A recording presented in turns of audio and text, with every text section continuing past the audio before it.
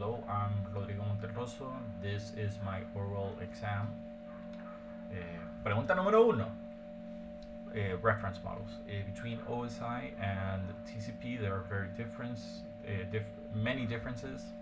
The OSI model has 7 layers focusing on theoretical functions and modular design. The TCP has 4 layers tailored for real world implementation. The OSI model separates presentation and session layers, where TCP merges them into an application layer. The functions of the OSI layers are physical, which defines the hardware connections, the cables, and the spaces therein. Data link ensures free transmission between error-free transmission between adjacent devices. Network handles routing and addressing. Transport provides end-to-end delivery. Session manages sessions for communication.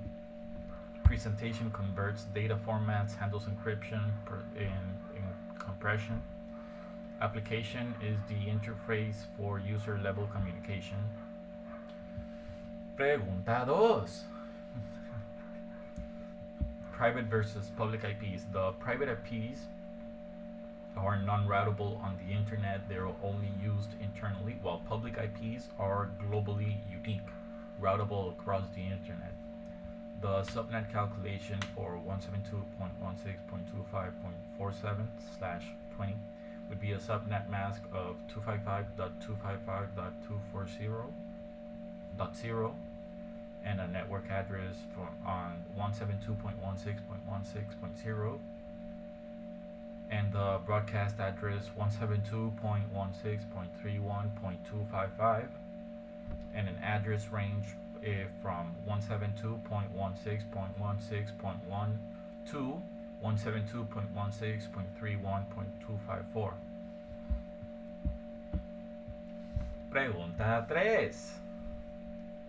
3. Switching. What is a VLAN? VLAN is a virtual LAN segments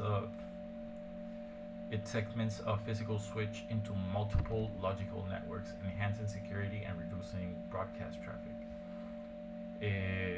It can separate different areas like employees areas and production areas.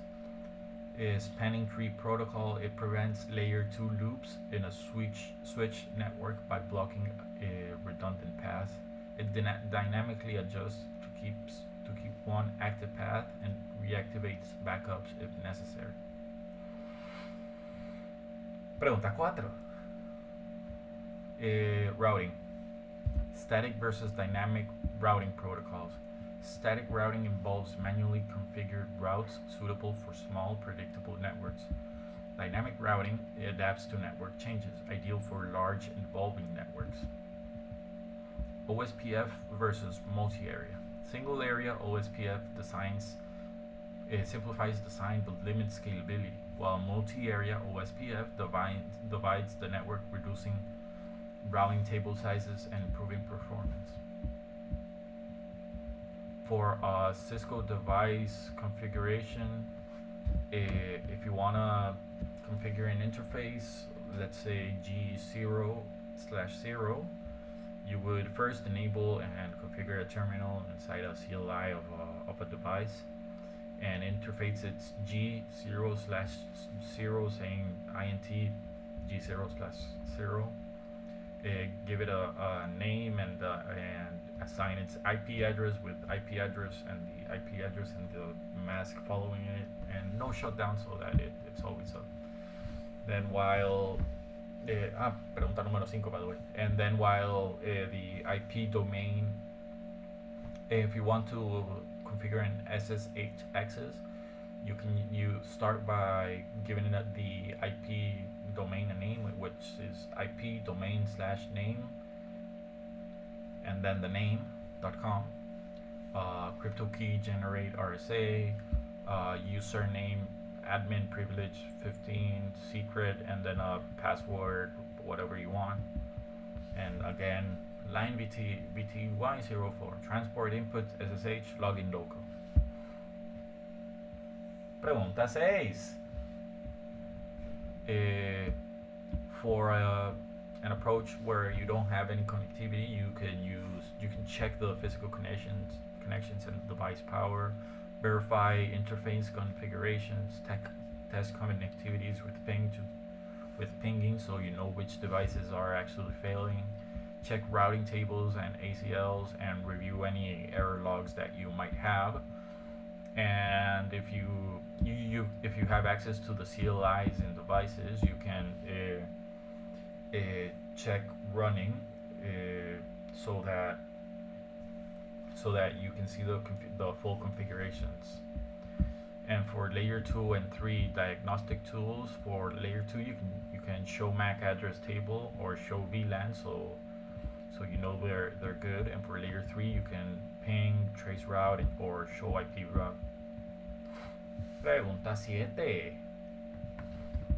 An ACL is an access control list which filters network traffic based on defined rules like allowing or denying IP ranges, protocols, or ports. It can be applied inbound or outbound on an interface.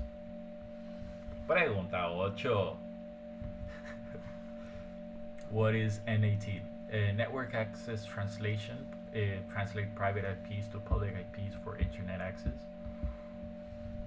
There is static NAT, dynamic NAT, or PAT, which is configuring NAT for internet access. You would use IP NAT inside source list, one interface G0/0 overload, and then access list 1 permit and the IP address you want to permit. Configuring the NAT for server access, you just use IP NAT inside source static and then the IP you want to configure for the server. And initial switch config. Pregunta 9. An initial Cisco configuration for a switch is just enabling, configure terminal, give it a name with hostname switch.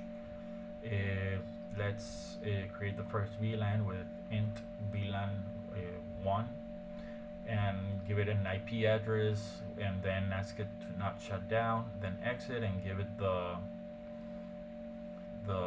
line VTY04 password Cisco and login. Pregunta 10. Network scalability. Scalability strategies are hierarchical hierarchical design, core distribution and access. There's different spaces for VLANs and stuff so that you can keep growing from those spaces. Modular components, scalable protocols like OSPF or BGP. You can also use subnetting, organize subnets by department or location, reducing broadcast commands, domains, and improving management. And you have to consider redundancy, scalability, and load balancing while ensuring efficient communication paths across the network. Eso ha sido todo por hoy. Nos vemos.